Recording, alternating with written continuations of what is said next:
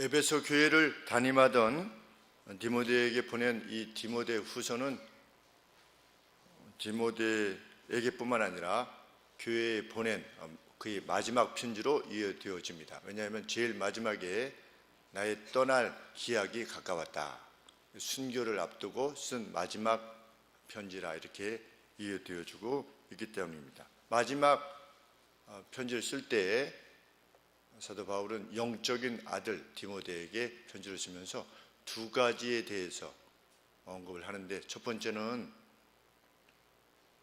사도 바울 자신이 복음 때문에 직면하고 있던 이 어려움에 대해서 부끄러워하지 말고 너도 나와 함께 그리스도로 인한 고통에 함께 조인해라.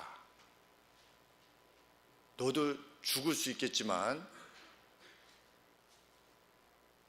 사망을 패하신 그리스도의 이 나라, 그리고 우리에게 분명히 보이신 그 그리스도, 부활하신 그리스도를 좇는 이 복음을 위해서 죽을 각오를 하라는 것이죠. 그것이 첫 번째 사도 바울이 디모데에게 권한 내용이었다면, 두 번째로는 교회 내적인 것에 관계되어진 내용입니다. 특별히 오늘 3장 1절 이하에 이렇게 보시면 너의 사역이 매우 어려워질 것이다. 시대를 보니 여기서 말하는 1절에서 말하는 말세라고 하는 것은 주님이 오실 때를 언급하는 것이기보다 주님께서 오셔서 승천하신 이후 주님이 돌아오실 때까지의 그 마지막 때까지, 그때를 우리가 말세라 이렇게 언급하고 있는데, 고통의 때가 올 것이다. 누구에게 특별히 고통의 때가 올 것이냐? 하나님을 잘 섬기려 하는 이들, 그리고 하나님 말씀대로 사역을 감당하려고 하는 이들에게 고통의 때가 올 것이다. 왜? 그 이유가 무엇이라고 했습니까? 2절 말씀해 보시면 사람들이 자기를 사랑할 것이다. 자기를.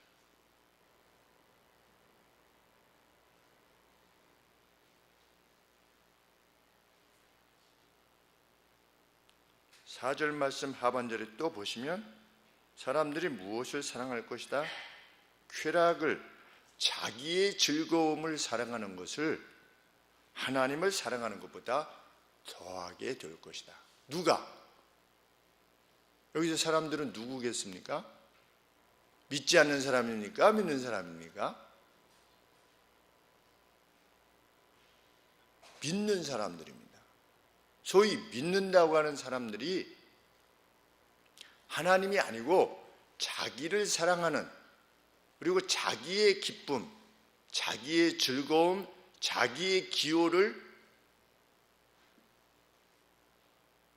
더 사랑하는 때가 올 것이다. 그래서 디모데야, 내가 사역하는 게 굉장히 어려워질 것이다.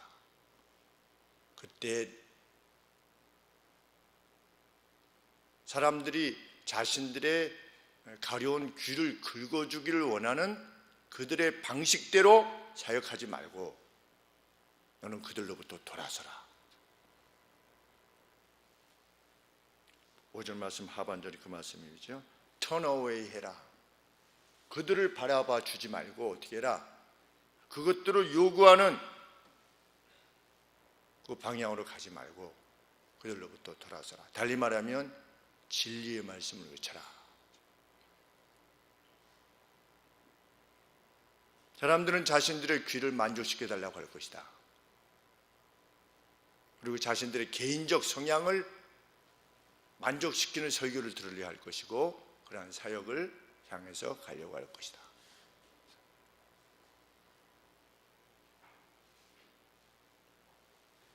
그들은 돈을 사랑하며 자랑하며 오만해하며 욕하며 부모에게 불순종하며 도대체 은혜를 모르며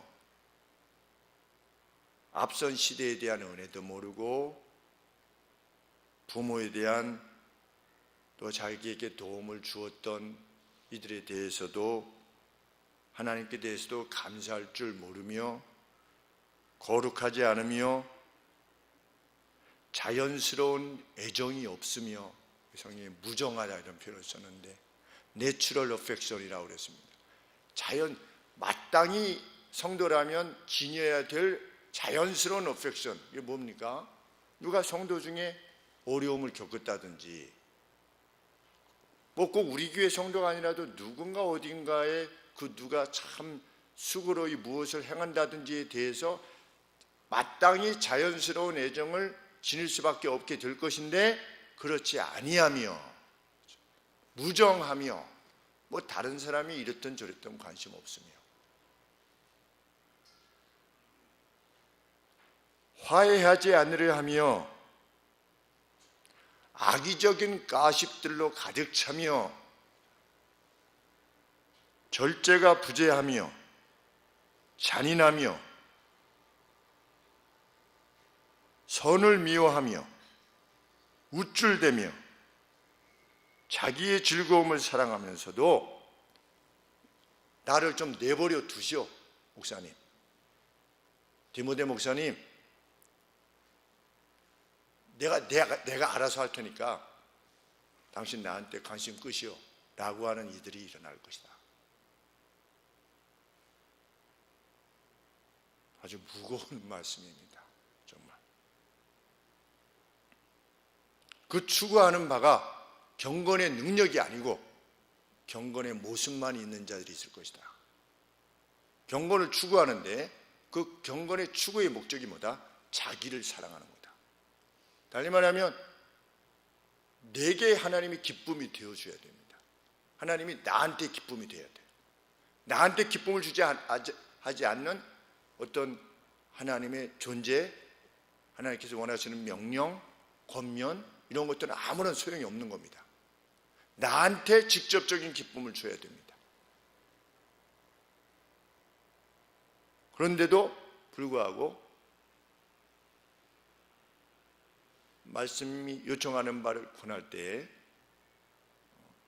그들이 듣지 않는 때가 올 것이다. 고통하는 때가 이르게 될 것이다. 이 같은 가르침은 어느 한 시대에 속한 말씀이 아니고 우리 기독교 고전을 보면 각 시대마다 깨어 있었던 믿음의 선진들이 함께 고민했던 것입니다. 1900년대 기록을 봐도 그렇고 1800년대도 그렇고 1500년대도 그렇고 그런 기록들이 각각의 시대 가운데 있는 것을 보면 이것은 주님 오실 날까지 교회들이 긴장하여 있어야만 되는, 교회에 속한 우리 각 개인이 하나님 앞에서 긴장해야만 될 말씀이라는 것을 알게 됩니다. 그러면 우리가 자기 사랑에 대해서, 자기를 사랑하는 것에 대해서 관대한가, 자기의 즐거움에 대해서 정말 관대한 사람인가, 그러한 신앙인인가 라고 하는 것에 대한 여러 가지 바로미터들이 있지요. 어떤 바로미터들 중에 최근에 이렇게 생각하게 보게 된 것 중에 두 가지가 있는데, 하나는 이런 것입니다. 동성애에 관계되어진 것입니다. 어떤 형제님하고 같이 말씀을 나누게 되었는데 형제님이 이렇게 말씀하셨습니다. 동성애를 행하는 사람들이 자기들이 좋아서 하는 것에 대해서 우리가 이렇게 너무 뭐라고 안 했으면 좋겠다.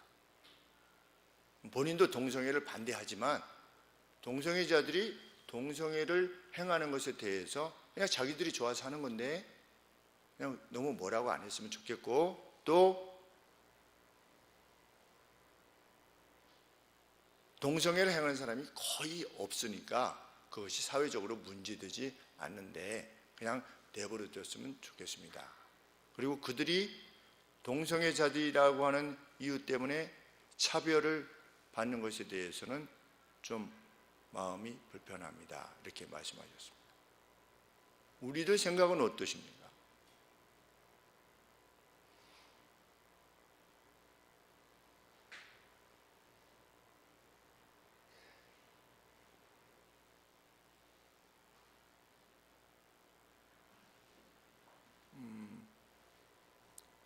이제 TV에도 자신이 동성애자라고 밝힌 사람들이 이제 자주 등장합니다. 그렇습니다. 우리 믿는 사람들이 본인이 그렇다라고 하는 것을 세상에 밝히고 활동하는 사람들을 이렇게 바라볼 때 그 마음이 어떠한지, 그냥 뭐 대수롭지 않은지, 만약에 그것이 대수롭지 않게 여겨진다면 우리는 뭐가 되는 겁니까? 그것은 무엇 때문에 그렇습니까? 그 사람이 그게 좋아서 그렇게 하는 거예요. 그러면 반대적으로는 어떤 것입니까? 나도 내가 좋아하는 것을 하는 겁니다. 상대도 좋아하는 것을 그냥 좋아하게 그냥 놔두세요. 그 성향 자체가 어떤 것입니까? 같은 성향일 수 있는 것이죠.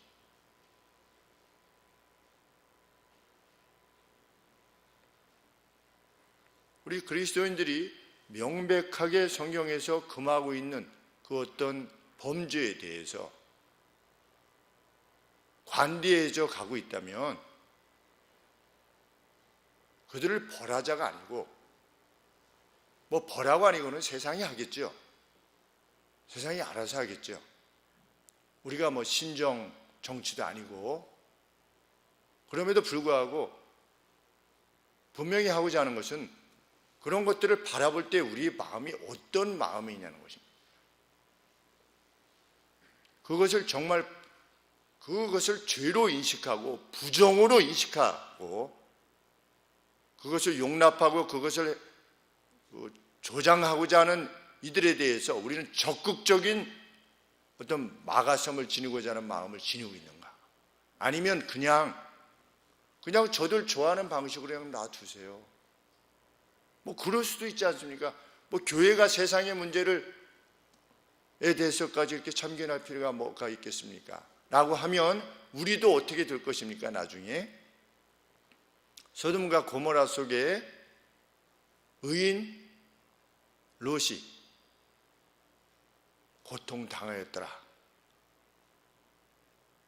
우리가 고통당하게 될 것을 우려해서 그렇게 행하기 이전에 그것을 염두에 두기 때문에 말하기 이전에 우리가 그런 것들에 대해서 하나님이 명백하게 금하고 계시는 것에 대해서 정말 부정함을 느끼는 것이라는 거죠.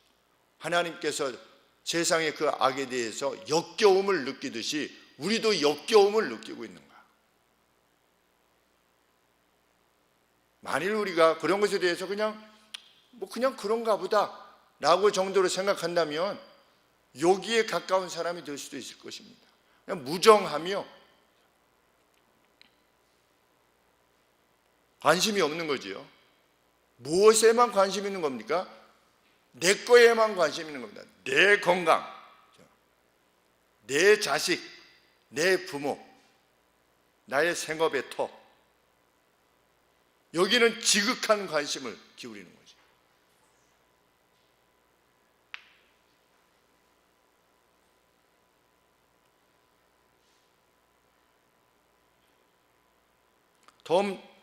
동성애자들이 커밍아웃 했을 때만 해도 사람들은 그것을 역겨운 것이라 이렇게 말했습니다. 그러나 이제는 동성결혼 법적 허용에 대해서 찬성 34%,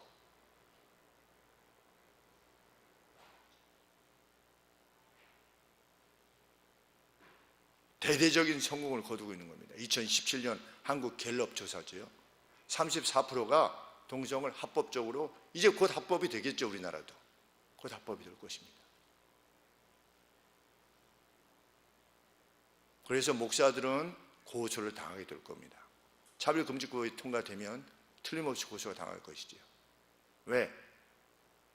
전례가 이미 다 있으니까. 미국에서 동성결혼에 대해서 추리하지 못해주겠다, 추리 못하겠다라고 했던 목사가 고소당했어요.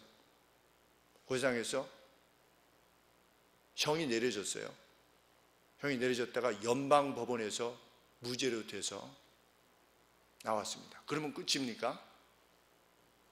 그러면 그동안의 그 사역적인 그 폐, 그리고 유치장에 들어가 있었다가 7시간 만에 나오는 거, 그 누가 다 책임집니까? 그것이 개의치 않는 겁니다.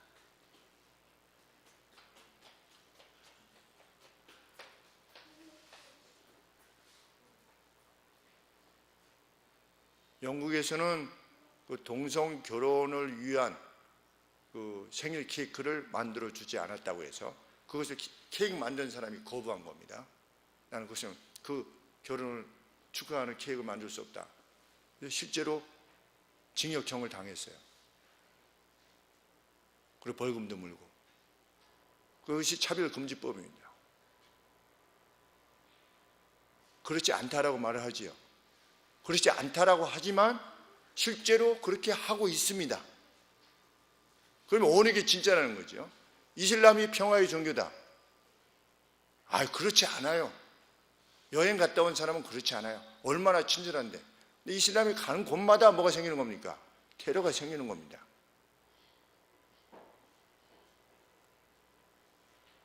그 원리 자체에서 한국어로 번역한 거기에서는 그 문제가 되는 본문은 빼내는 겁니다. 그 번역을 안 하는 거예요. 그게 없어요. 평화의 종교예요. 차별금지법 문제가 되지 않는다고 해요. 하는데 실제로 그 법을 만든 나라에서는 고소되고 투옥되고 잡혀가고 있어요. 그런데도 그런 것들에 서명하고 발의하고 그것을 집행해 나가려고 하는 자들에 대해서 계속해서 크리스찬들조차도 표를 던져요. 우리 그럴 수 있어요? 그렇게 무감합니까 우리는? 우리가 다른 어떤 정치적 이슈들에 대해서 뭐 여당이든 야당이든 이렇게 말할 수 있고 저렇게 말할 수 있습니다.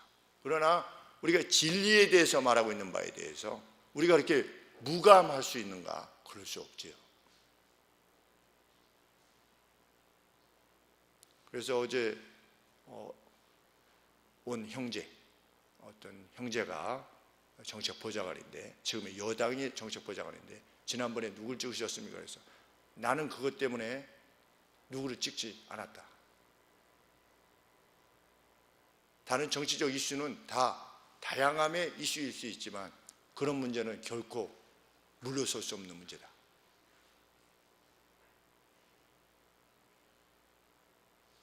정책보좌관이라고 그러니까 가서 얘기해 주라. 당신이 섬기고 있는 국회의원한테 얘기해 주라.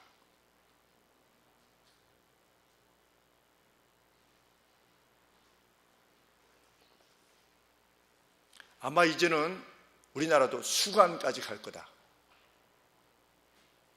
진승과 성교하는 수관까지 갈 거다. 왜? 내 마음대로 하는데 나의 성적 결정권을 내가 가지고 있는데 왜 당신들이 상관이냐?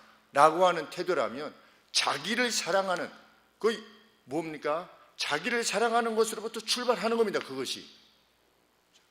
나의 결정권을 왜 니네들이 말이 많냐는 거지요. 우리가 신앙생활도 마찬가지입니다. 왜 내가 신앙생활하는데 당신이 이리라 저리라 하는 거예요? 어떤 분이 그렇게 말씀하셨습니다. 섬기던 교회에서 나오게 되어서 좀 이렇게 멀리가 좀 혼란하고 이래서 큰 교회에 갔대요. 그래서 익명으로 한 2년을 지냈답니다. 그랬더니 아주 편하더래요. 왜? 누가 뭐 교회 나가도 뭐 안 나가도 뭐 헌금을 해도 뭐 안 해도 뭐 아무런 말을 안 하니까. 그래서 아주 거기에 익숙해지다가 순간 어느 날 이러면 안 되는데 이래가지고서 가까운 교회에 나가셔서 다시금 섬기기 시작했노라 이렇게 말을 했는데, 자기를 사랑한다라고 하는 것은 철저히 자기 중심을 향해서 가게 되어 있습니다. 인간이. 그래서 덴마크에서 수간을 금지하는 법이 만들어졌대요. 법이 만들어졌다는 것은 무엇을 의미하는 겁니까? 그만큼 수간을 행하는 이들이 많다는 거죠. 그런데 참 아이러니하게도 수간을 금지하는 법을 누가 위반했냐면 동물보호협회에서. 수간이 인간으로서 행할 수 있는 게 아니기 때문이 아니고 동물을 보호해야 되네요. 동물이. 왜? 동물이 성적 자기 결정권을 가지고 있는데 인간이 막 그냥 이게 하는 겁니다. 자기 마음대로. 그래서 동물이 고통받는다는 거예요. 그래서 금지법을 만들었어요. 덴마크가 그런 나라예요. 우리가 무슨 유럽 하지만 네덜란드 수간 동성애 합법으로 되어 있고, 어디서부터 출발했냐? 자기를 사랑하는 데서부터 출발합니다. 자기의 즐거움, 여기서 말하는 쾌락, 자기 자신의 플레이저, 그 즐거움, 이걸 하면 기쁘고 즐거운 겁니다. 편하고. 그런데 디모데야 기독교인들 중에서도 경건의 모양은 있으나 예배 드리는 거 다 있고 헌금생활하는 거 다 있고, 그렇지만 경건의 능력을 부인하는 자들이 앞으로 나올 거다. 너가 사역하기에 매우 힘들 거다.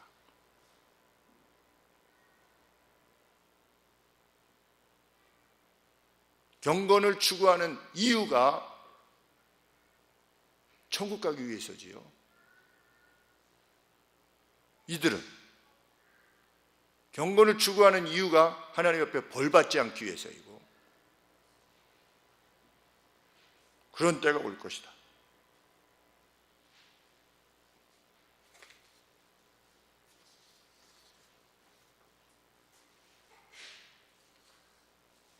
어제 교회 청소를 마치고 비키니를 입는 문제에 대해서 이렇게 우리 정진아 집사님께서 요새는 말이지 저 지하철을 타고 오면은 이게 팬티인지 팬티보다 더 짧게 입어가지고서 그냥 어디 이렇게 그런 보고를 해주셨어요. 그래서 외국에서 이게 나쁜 문화가 이렇게 들어왔, 이제 외국을 본받아서, 그래서 제가 말씀드렸습니다. 그것은 집사님, 외국 문화가 들어온 게 아니라 외국의 상놈 문화가 들어온 겁니다. 왜냐하면 제가 미시간에 갔을 때 그 수영장에 갔는데 거기 여학생들이, 켈빈 칼리지 여학생들이 수영장에 들어올 때 전부 다 큰 타올을 가지고 옵니다. 원피스를 입고 수영복을 입고 오는데 물 가까이까지 큰 타올을 이렇게 가지고 와서 물속에 들어가기 전에 옆에다 놓고 물속에 들어갔다가 나중에 다시 나올 때는 다시 큰 타올을 자기 몸에 들여서 자기 몸을 가립니다. 그리고 그 토론토에인가 가서 어떤 여학생들이, 외국 여학생들이 이렇게 즐겁게 놀고 참 그러기에 어디 같이 사진 한 장 찍자고 이렇게 사진 한 장 찍을까 이랬더니 그 여학생이 얼굴이 빨개지면서 부끄러워가지고 그냥 얼굴이 백인이니까 그냥 빨간 게 아주 빨개지듯 그들이 잠깐만 아버지한테 갔다 와야 된대요. 그래서 무슨 얘기인가 했더니 아버지한테 가더니 뭐라 하냐면 저 아저씨가 나랑 사진을 찍자고 그러는데 아버지 허락하시겠습니까? 묻는 거예요. 아버지가 허락을 해야지 누구하고 사진을 찍는 거예요. 그래서 야, 저 집안도 참 대단한 집안이다. 이 어떤 부모와 자녀 간의 어떤 그 또 애정, 어떤 그 격, 그런 것들을 많이 본 것이죠. 그래서 이제 그 표현을 하기 위해서 상놈 문화가 들어왔습니다. 그랬더니 우리 현이가 이의를 제기했어요. 자기가 그냥 입는 건데 그것을 상것이라고 말하는 것이 합당한가? 어떻게 생각하십니까? 제가 틀렸다 말했다 지금 말하는 것이 아니고 우리가 한번 생각을 해보는 것입니다. 어떤 여자가 수영복을 입었는데 비키니 입었는데 아주 짧게 입는 겁니다. 가릴 부분만 딱 가리고. 근데 그것을 상것이라고 말할 필요까지 있느냐?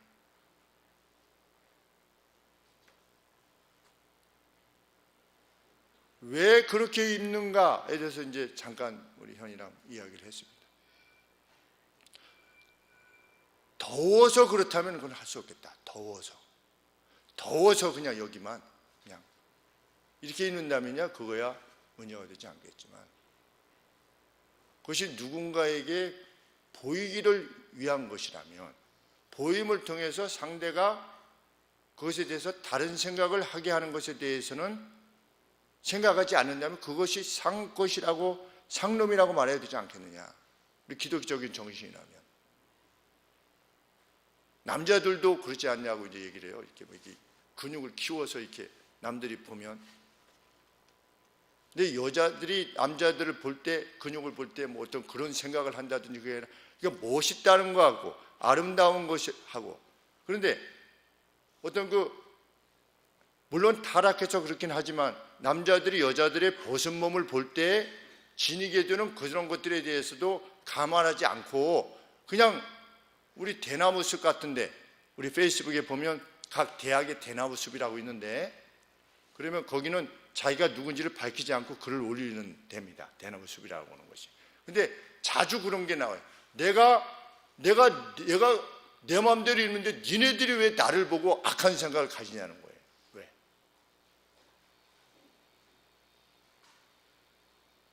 그것이 정당하다라고 여겨지십니까?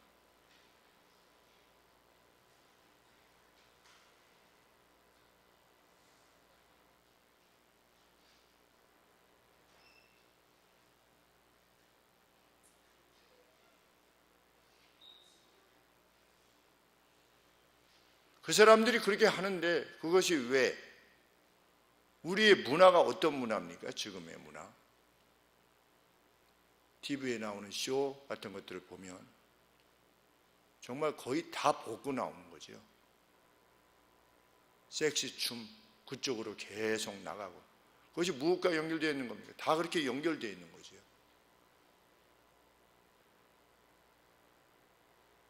성경이 말하는 가치는 무엇입니까? 절제지요. 절제라는 것은 무엇입니까?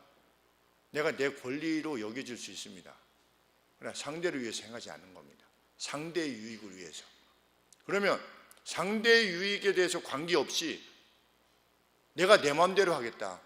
나한테 타치하지 말아라. 이것은 하나님 앞에서의 경건의 모습은 분명 아닌 거죠.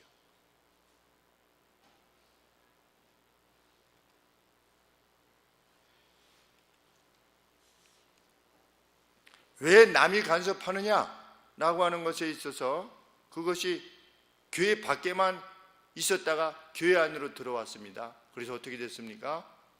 미국 장로교회 16,000교회라고 하는 교회가 소속된 교단이 동성애 결혼을 합법으로 결정을 했고, 최근에 여러분들께서 신문지상을 통해서 아시게 되었겠지만 영국 성공회도 그것을 인정했습니다. 점차적으로 교회가 그런 결정을 내리게 될 것입니다. 앞으로 우리의 자녀들은 그런 세상 속에 살아가게 될 겁니다. 틀림없이 살아가겠죠. 왜? 유럽이 그쪽으로 가고 있으니까. 미국도 가고. 어떤 한 나라가 자신이 속해서 살고 있는 시대적인 가치로부터 자유하게 벗어나 있다는 것은 거의 불가능한 것이죠. 그런 걸 보면 틀림없이 우리나라도 그쪽으로 가게 될 것입니다. 이제 34%니 한 40% 내지 45%만 되면 그거 이제 넘어가겠지요. 그럼 목사는 여기서 더 이상 동성애에 대해서 말하지 않게끔 재갈을 물리게 될 것입니다. 많은 목사들이 잡혀갈 수 있겠지요. 잡혀가기 때문이 아니라 우리 속에 있을 수 있는 나를 좀 내버려 두라라든지,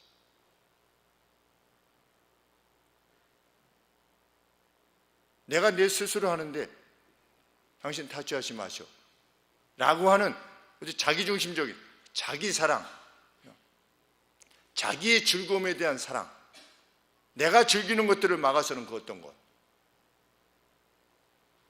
그런 성향에 대해서 우리가 매우 민감하게 생각을 가지고 있어야 된다는 것입니다.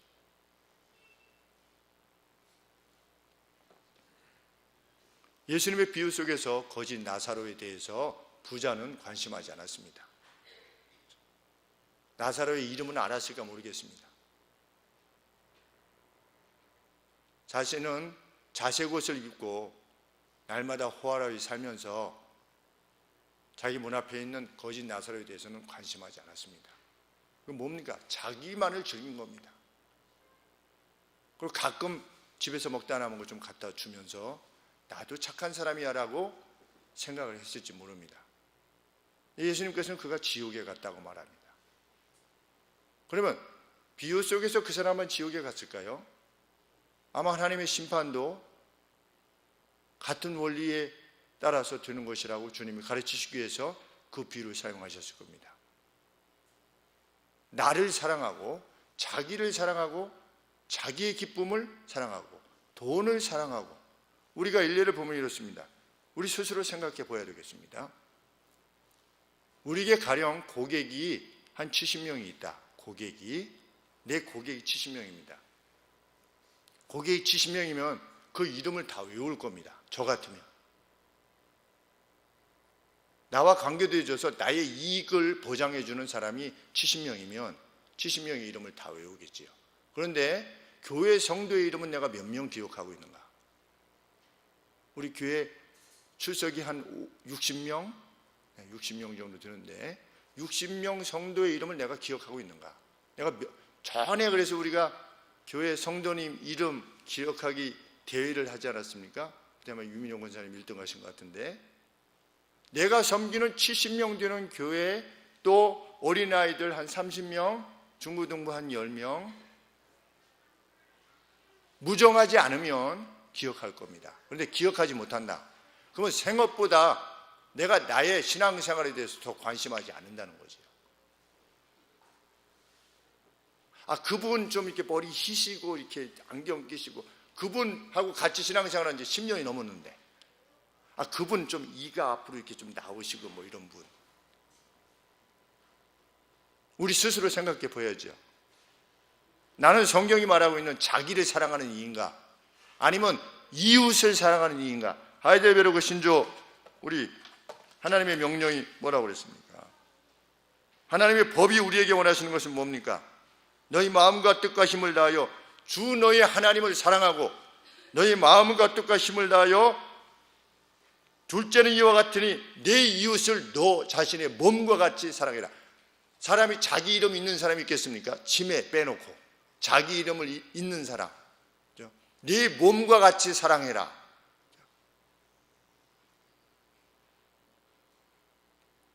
우리가 이런 상태에 있다면, 혹 그 누군가 우리 교회 성도님의 이름을 다 기억할 수 있다면 그는 복받은 이들입니다. 그는 복 있는 이들이지요. 왜? 그만큼 이웃을 사랑하기 위한 애씀이 있기에. 기도하지 않으면 안 외워집니다. 매일같이 기도하지 않으면 안 외워져요. 어떻게 하다가 기도를 쉬면 2, 3일만 지나도 이 집사 누구시 이렇게 됩니다. 사람이.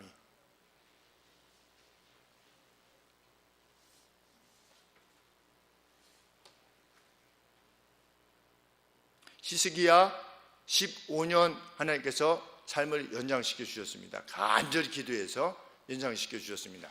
근데 하나님 앞에 나중에 히스기야가 잘못했어요. 그렇죠? 15년 먼저 간 게 더 날 뻔했어요. 성경에 보면. 그때 아주 최고의 자리에 있을 때 그냥 가는 게 더 낫는데 15년 살려주십시오 해서 살려주셨는데 하나님을 점점 더 멀리 했어요. 그래서 하나님이 선지자를 통해서 이렇게 말씀하시는 것이죠. 너 다음 때 이렇게 괴로움이 올 거다. 그랬더니 히스기야가 뭐라고 말했습니까? 내 때는 아니에요? 제 다음 때예요? 그러면 관계없습니다. 이러고 있었어요, 히스기야가. 누굽니까? 자기를 사랑하는 자가 되고 말았어요. 나중에 다른 사람이 어떻게 돼도 우리 집은 괜찮습니까? 나는 건강을 계속해서 주신다고요? 내 생각에는 문제가 없어요? 그러면 괜찮습니다. 성경은 타락한 히스기야라는 거죠. 무엇이? 하나님은 우리가 자기를 사랑하는 것이 아니라 이웃을 사랑하기를 원합니다. 그 이웃의 1차적 대상은 성도입니다. 그래서 그런 모습들을 기울이는 모습을 이렇게 저는 아무래도 조금 더 지켜보게 되니까 감사하기가 이루 말할 수가 없는 겁니다. 좀 오랫동안 안 보이는 성도님들에게 찾아가는 우리 자매님들을 보면 그 발걸음이 정말 아름답다 그런 생각이 들어요. 또 누군가 이렇게 혼자 있게 되고 이렇게 했을 때 집에다가 이렇게 모셔서 밥 한 끼라도 이렇게 같이 먹으려고 그렇게 애를 쓰시는 성도님, 누군가의 어려움을 보고서 이렇게 말로만이 아니라 참 재정적으로 힘을 다해서 이렇게 돕고 계시는 성도님들 서로 각각의 모습을 보면 그렇게 감사하기가 이루 말할 수가 없는 것입니다. 그런데 저는 우리 교회 성도 전부가 그렇게 되어야 된다는 거죠. 전부가. 몇몇 성도들이 아니고. 우리가 보통 그렇게 말하고 있지 않습니까? 어떤 교회 충성된 이는 20% 내외다. 20%. 그런데 그것이 통계인지는 모르겠지만 우리 교회가 그렇게 될 수는 없다라는 생각이 드는 겁니다.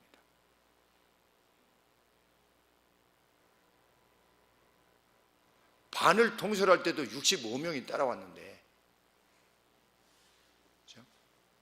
관악고등학교 다닐 때 70명 중에서 65명은 아주 적극적으로 따라와 줬습니다. 우리 같이 하자 뭐를 할 때.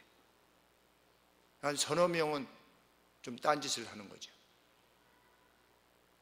그러니까 일반 교회도 아닌 일반 그냥 저와 동년배들로 구성되어진 학교조차도 그렇게 되어졌다면 우리가 하나님의 말씀을 함께 섬기는 우리가 누가 이렇게 참 힘을 다해서 했더라 라고 하는 것에 그냥 감동을 먹고 이런 것이 아니라 때로는 자기 자신이 그 감동을 주는 사람으로서 살아가는 것이야말로 정말 복됨이 아니겠는가.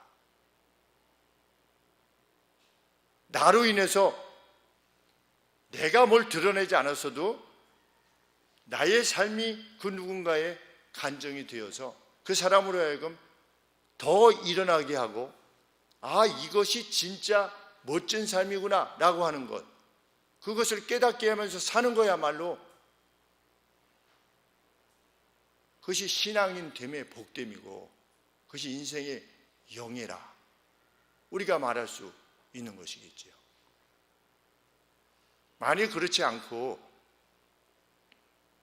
일생을 그냥 자기만을 사랑하는 방식으로 간다면, 그 누군가에 대해서 관심하지 않고 간다면 그건 동물의 삶과 다를 바가 없을 것입니다. 그냥 먹고 마시는 일에 평생 살다 가는 거죠.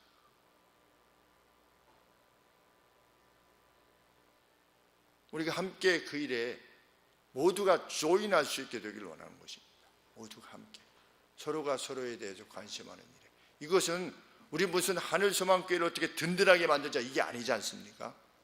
우리가 각각이 주시는 하나님의 은총 가운데 거하자는 것이죠. 하늘의 보화를 쌓는 방식은 그 방식이니까 너희는 먹을 것과 마실 것과 입을 것을 염려하지 말아라. 너희는 하늘의 보화를 쌓는 일에만 힘을 다해라. 그럼 어떻게 할 거다? 너가 그렇게 하나님의 나라와 하나님의 의를 구하면 나머지 것들을 어떻게 할 거다? 내가 책임질 거다. 내일이 내일을 돌아보도록 하겠다. 그날 괴로우면 그날에 족하니라. 그날 고생해라. 이 말씀이 아니고 각각의 날들을 책임지도록 하나님께서 해주시겠다. 그러니 너희는 온 힘을 기울여서 뭘 해라? 하늘의 보화를 쌓기를 힘을 다해라. 세상의 보화를 쌓는 것이 아니라. 우리는 곧 가지 않겠습니까? 우리 양영학 선교사님이라고 제가 청년 때 뵀던 홍콩에 중국에 선교사님을 가신 선교사님을 한 30여 년 만에, 거의 한 36년 만에 우리 김준동 대구에 있는 성도님이 부산에 내려가셔가지고 사진을 같이 이렇게 찍으셨어요. 찍으셨는데 완전히 할아버지가 되셨어요. 그런데 그 할아버지가 되신 모습을 볼 때 인간은 늙는구나, 이게 아니라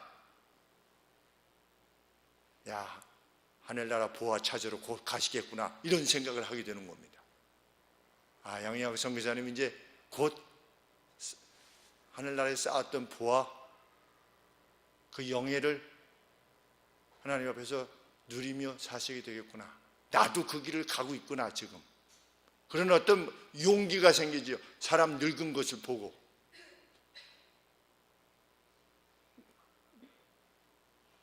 우리가 하늘의 보화를 쌓는 길은 무엇입니까?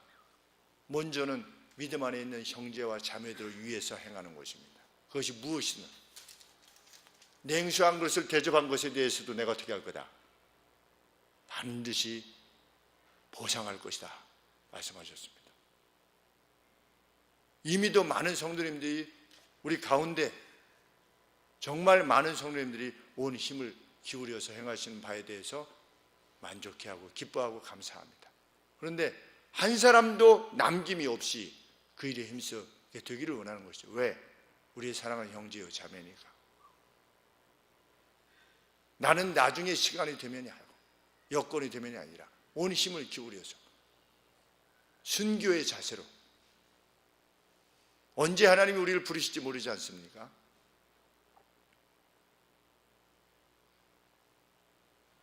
(10절 11절에) 사도 바울이 이렇게 우리에게 권합니다.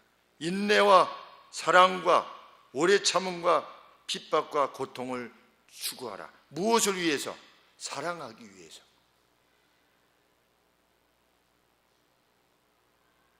악한 자들과 사기꾼들은 점차로 악화될 것이다. 속이며 또한 속임을 받게 될 것이다. 남들도 속이고 또 자기 스스로를 속이게 될 거다. 자기를 사랑하면서 자기의 즐거움을 즐기는 데 온 힘을 기울이면서도 그것이 예수님을 믿는 것이라고 스스로 속아서 일생을 탕진할 것이다. 그러나 너는 그런 자들로부터 돌이켜라. 정말 네가 할 일을 위해서 행하라. 우리가 우리의 생업을 일으키려고 하는 데 쓰는 온 힘을 기울이는 것 이상으로 그 생업을 일으키는 목적이 뭔가를 하나님 앞에 구하고, 그것이 형제를 사랑하기 위한 것이요 자매를 사랑하기 위한 것이 될 때에 우리는 복받은 이로 이 땅을 살 것입니다. 우리 찬송가 말씀 그대로 바다 끝까지 가서 거할지라도 주께서 거기 계시며 주께서 너를 돌아보실 것이다. 우리 아침에 해가 뜨면 그 햇빛이 바다 저쪽 끝에 비치지 않습니까? 옛날에는 무서웠겠죠. 그것이 이게 동그랗게 됐다고 생각 안 했으니까. 근데 저쪽 끝에도 내가 거기 가 있을지라도 주께서 거기서 우리가 함께 하실 것이다. 누구와? 하나님과 하나님의 식구들을 최고로 여기는 이들과 하나님께서 함께 하실 것이다. 그럼 그 구체적인 내용이 뭐냐? 사도 바울이 디모데에게 말하는 것입니다. 너는 세상을 바라보지 말고 성경 말씀에 창념해라. 의로운 일을 위해서 하나님이 너희에게 주신 하나님 말씀에 창념해라. 모든 성경은 하나님의 감동으로 된 것으로 의로 교육하기에 유익하니 여기에 창념해라.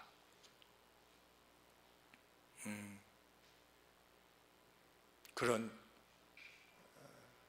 참된 경건으로 우리들이 더욱더 가득 차서 교회 전체에 베푸시는 하나님의 은혜가 무엇인가를 우리가 체험하면서 살아갈 수 있게 되기를. 이 교회가 이렇다 저 교회가 저렇다 이게 아니고, 이쪽 교회가 뭐 교회 내에서 어려움이 있다, 어떤 목사님이 뭐 이랬다, 뭐 장로님이 이랬다, 그런 소문들이 난무한 이 땅에서 정말 하나님의 교회, 참으로 기쁨과 감사가 넘치는 교회가 있다더라, 그런 선한 소문이 저희 교회를 통해서 일어날 수 있게 되기를 하나님 앞에 항상 구하며 기도합니다. 기도하겠습니다.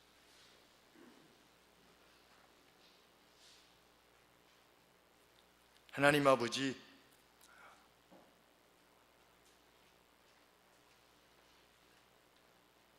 하나님을 사랑하고 이웃을 사랑하는 것이 진정 자기를 사랑하는 것이라는 것을 아버지 마음속에 정말 아멘으로 받는 저희가 되게 하시고 성령 하나님께서 그 심령의 깨달음을 허락하여 주시옵소서.